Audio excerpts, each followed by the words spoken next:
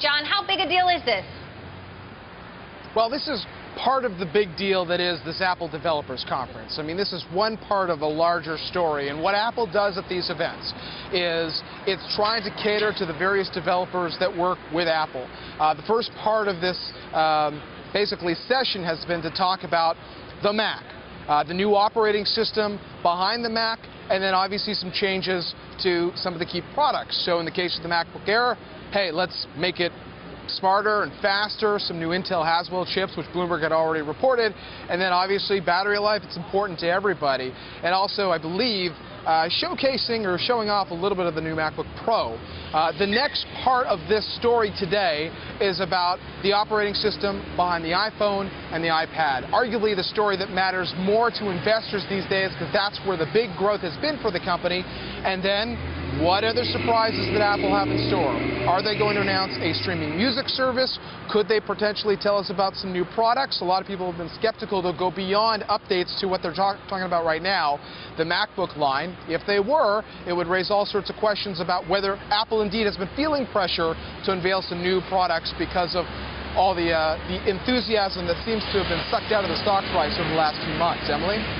And of course, the Mac still makes up a chunk of Apple's bottom line, but really it is the iPhone that makes up the majority of Apple's revenue. How important, John, is this iOS update? I think it's very important, Emily. I think that you think about the adoption, not just of the iPhone, but of the iPad. How many businesses, how many players on Wall Street, banks that are now using the iPad every day.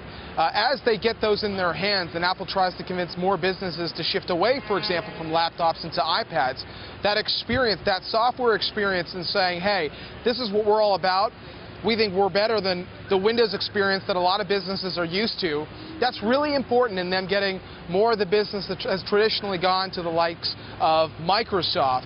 And yes, the changes might be subtle in terms of the layout of the phone, but ultimately, if you have a software that excites people, maybe it results in higher sales of phones and tablets in the short term.